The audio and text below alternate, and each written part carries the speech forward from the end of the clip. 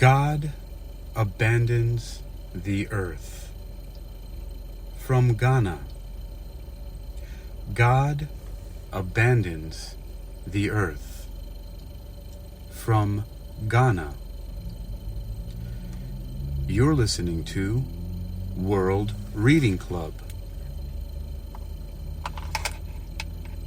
presented by Hakeem Alibokus Alexander on Spreaker Social Podcasting and Wisdom Social Audio Inc. Presented for World Reading Club in association with Uniquilibrium. This edition's reading focus comes to us from West African Folktales, General Editor Jake Jackson. God abandons the earth. From Ghana. In the beginning, God was very proud of the human beings he had created and wanted to live as close as possible to them.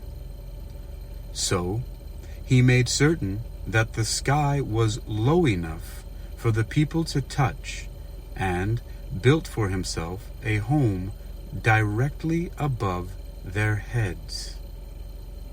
God was so near that everyone on earth became familiar with his face, and every day he would stop to make conversation with the people, offering a helping hand if they were ever in trouble.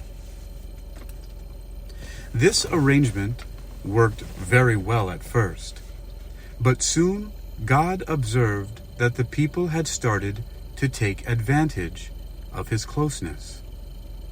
Children began to wipe their greasy hands on the sky when they had finished their meals, and often, if a woman was in search of an extra ingredient for dinner, she would simply reach up, tear a piece off the sky, and add it to her cooking pot. God remained tolerant through all of this, but he knew his patience would not last forever and hoped that his people would not test its limit much further. Then, one afternoon, just as he had lain down to rest, a group of women gathered underneath the sky to pound the corn they had harvested. One old woman among them had a particularly large wooden bowl and a very long pestle, and as she thumped down on the grains, she knocked violently against the sky. God arose indignantly from his bed and descended below, but as he approached the woman to chastise her, she suddenly jerked back her arm and hit him in the eye with her very long pestle.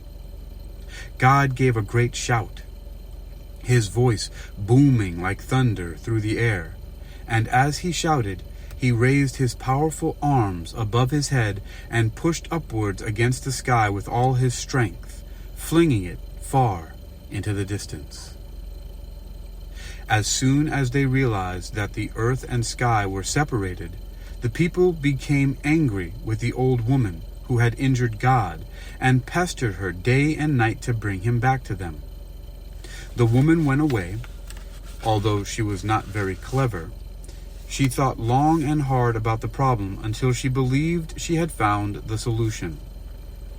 Returning to her village, she ordered her children to collect all the wooden mortars they could find. These she piled one on top of the other until they had almost bridged the gap between the earth and the heavens. Only one more mortar was needed to complete the job. But although her children searched high and low, they could not find the missing object. In desperation, the old woman told them to remove the lowest mortar from the bottom of the pile and place it on the top.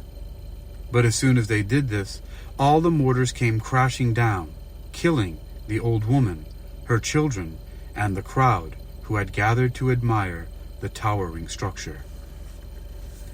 Ever since that day, God has remained in the heavens, where mankind can no longer approach him as easily as before.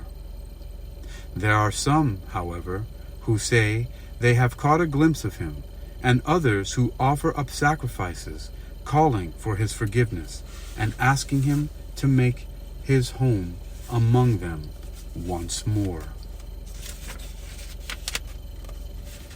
You've been listening to World Reading Club, presented by Hakeem Alibokis Alexander on Spreaker, Social Podcasting, and Wisdom Social Audio Inc., presented for World Reading Club in association with Uniquilibrium. You just heard God Abandons the Earth from Ghana. Coming up next in another installment is The Coming of Darkness from the Kono people, Sierra Leone.